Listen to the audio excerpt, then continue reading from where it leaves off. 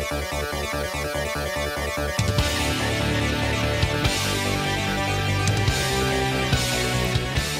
back. There you have it, everybody. How about that? That was a really good conference. Good opener. Right?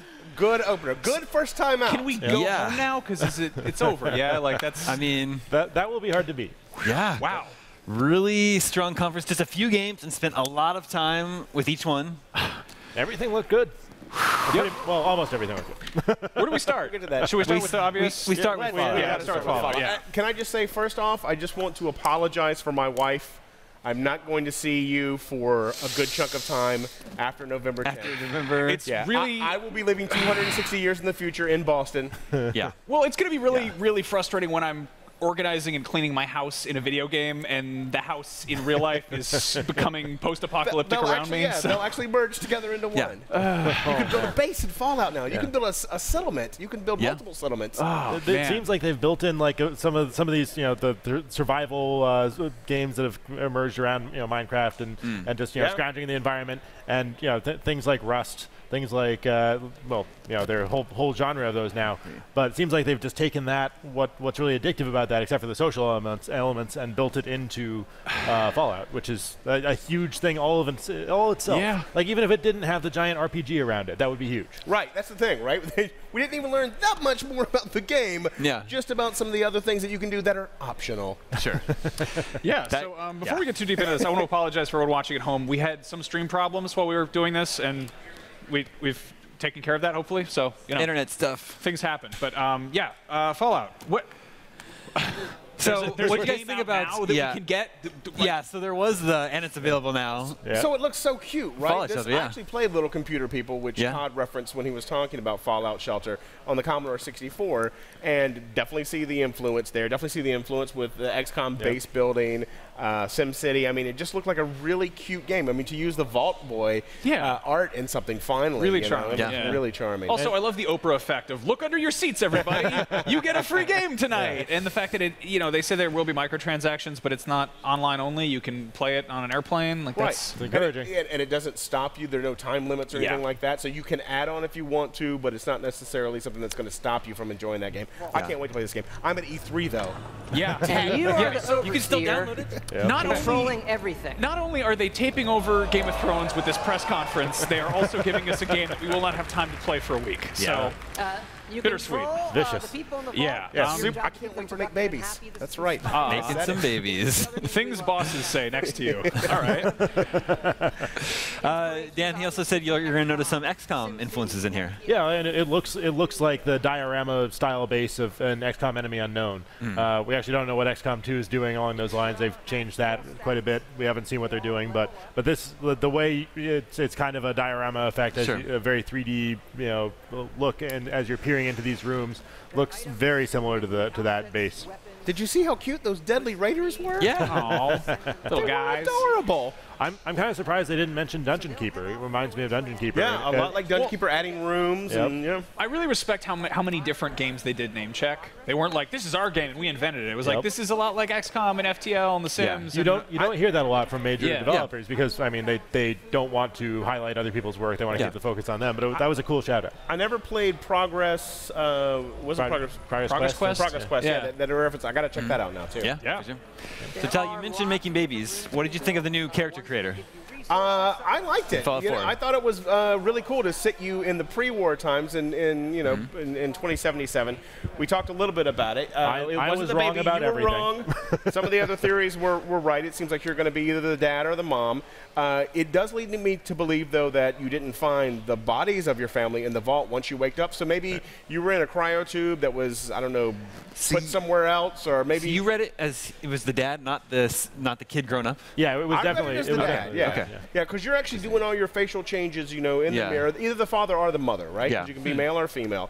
But when you come out, it sounds like nobody else was in the vault, but he didn't necessarily find bodies there either, because he was kind of surprised. He's like, oh, if if this robot's here, maybe other people are still alive. Maybe I can still find my family.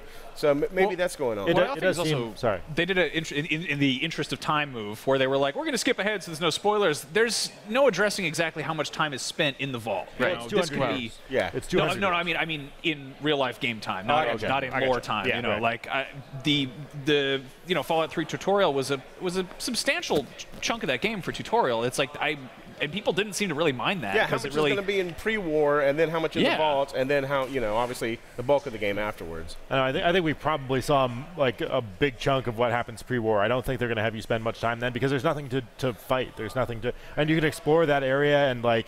As you're walking around, it's like, there's a product or service that I might be interested in, which I don't know. I hope they don't do that too much because that could get annoying. But it seems like that would be, it's a non-combat area, so it'll be just kind of an intro to the universe. Also, Donkey Kong confirmed in Fallout. Yep. Yeah. And Missile Command. Should we talk about the second screen app? Let's talk about the new Pip-Boy. I can't even actually quote Todd Howard on this, but he dropped a little F-bomb aside from the release date. But yeah, a collector's edition that has a lot of F-bombs for the Fallout presentation. Yeah, that's kind of all right. Yeah, it's F out. Yeah, it's a mature game. They swear all up and down the game. Yeah, I loved it. I think their press conference very much had the spirit of that humor we were talking about, right? That tongue-in-cheekness. They pulled it off really well. Sorry, but you were saying about the app. The collector's edition. You get an iPhone case. Real Pip-Boy. You can shove your phone in there, and then there's a second screen app that you don't need to pay for. It's just you get it, and you get to run all your. Now, did they confirm that that's basically going to be working as your?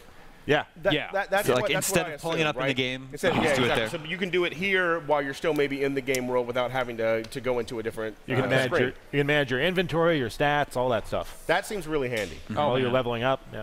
Even if I don't get a collector's edition, handy, maybe I will just duct tape it on my wrist, like a modification. Yeah, you got a lot of hair on there. That's going to get messy. I thought that was great because like they did a Pip-Boy collector's edition for Fallout 3 that had one of those, but obviously it didn't have any way to make it work. Yeah. And it even included a thing saying, we don't actually intend for you to wear this. This is strictly ornamental.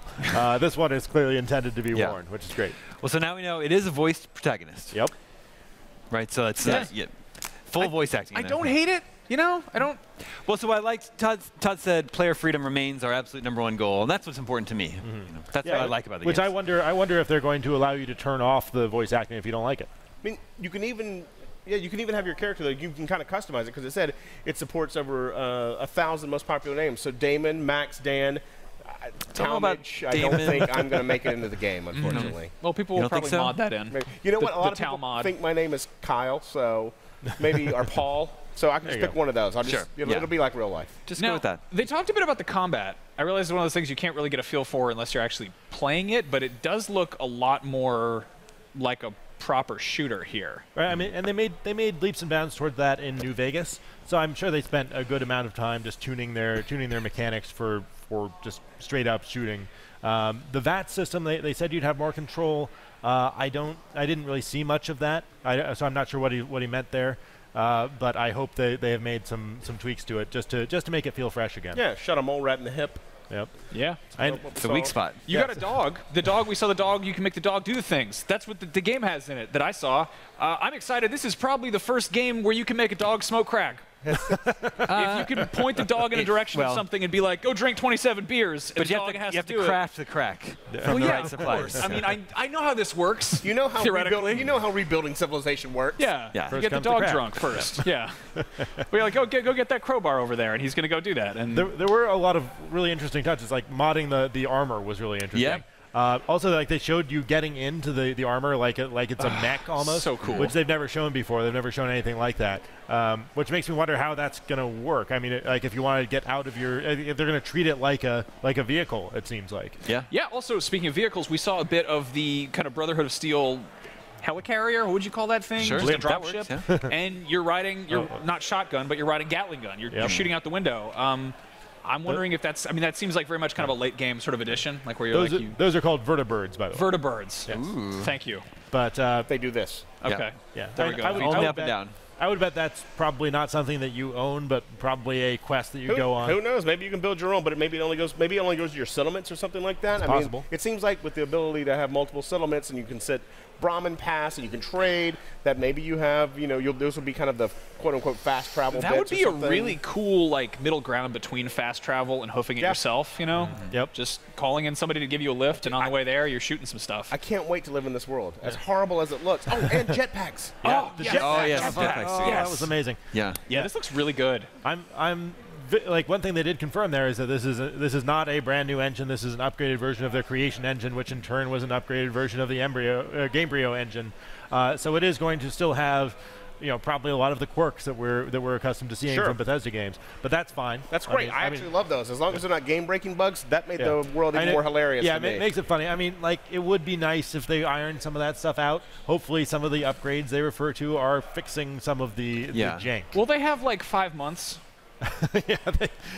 What do you want? No, I mean, we didn't see any. I mean, obviously they didn't show us any bugs in the demo. They showed us that giant they showed mosquito. the- They punched it in the face. Yeah, that was really. Yeah, That's that's a new horrifying. one. Also, the Deathclaw picking you up, is that? Yeah, Is that- that was picking cool. you up, Okay. right in your Yeah. face. We also saw a synth enemy, which is an Synth. android. Yeah. So that's an all new enemy for Fallout. What do you guys think? November 10th. You like that date? Yeah, I do. do. I like that date. This is going to be a big, You'll have it big there. November. It This year. is. Yeah, you'll have it for Thanksgiving break. Oh yeah. Spend less time Yeah. with it then. Sorry, I'm family. I'm taking 3 months off of work. November 10th. The remainder of, I'll make that my honeymoon. Just Fallout 4. I'm sure that'll go over Sure, that'll well. be fine. Sure, it's fine.